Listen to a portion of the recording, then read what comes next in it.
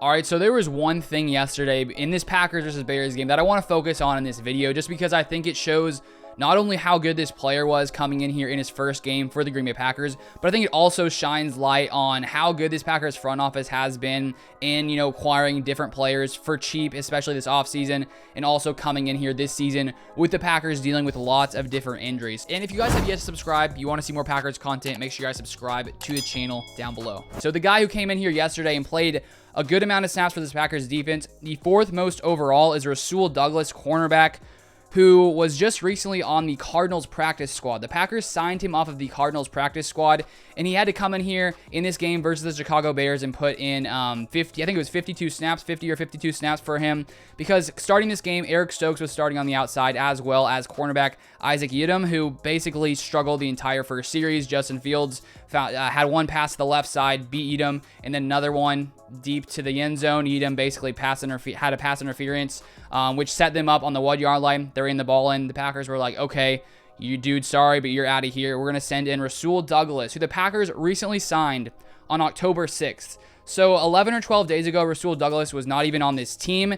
So he's come off of the Cardinals practice squad, had to come in here, learn an entire new defense. And in this game, he only allowed 3 receptions for 32 yards. And honestly, the first series of this game for Justin Fields, the Packers defense struggled a lot. I mean, the Packers offense started off without scoring. Justin Fields comes in, throws 3 or 4 really nice balls on his first series, and I was thinking to myself, wow, is the Packers defense just not good? I mean, the Bears have the worst offense in the NFL.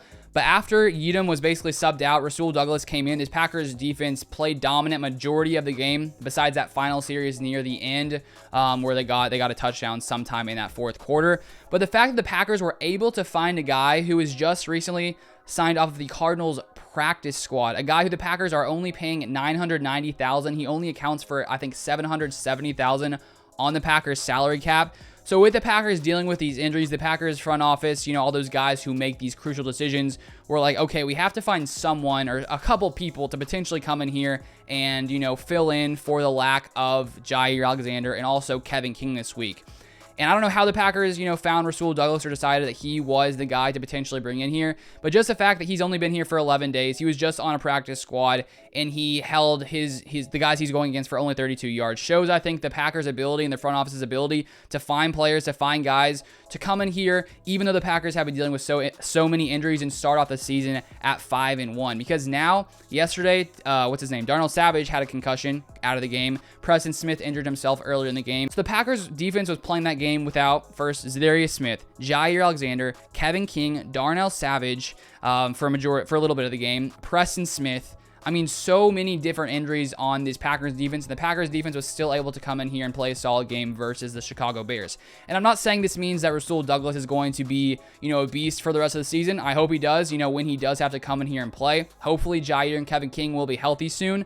And also, too, this Bears offense, as I said, hasn't been great. Justin Fields is still, I'd say, developing. He hasn't looked amazing yet. He definitely has some flashes of looking good, but overall still struggling at times. But I think this just gives me hope for the Packers' future, because these guys are going to get healthy eventually. And the fact that the Packers have been able to do what they've been able to do with all the guys that I say that they're missing, I think is pretty crazy. And I give props to this front office being able to find a guy like Rasul Douglas.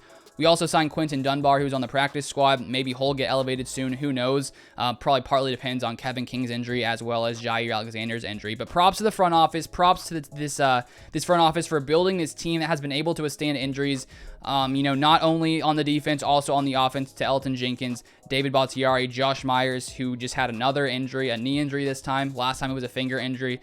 So if this Packers team can be healthy, they're going to be tough to stop. They're going to be tough to go against. But that's going to be all for this one. Thank you for watching. Drop a like if you guys enjoyed it. Subscribe if you've yet to subscribe to this Packers channel. If you guys would like to see more videos, not on the Packers, on the rest of the NFL, I have a second channel, so the link will be in the description down below. So feel free to go and subscribe to that one as well. But thank you guys so much for watching, and I'll see you guys on the next video.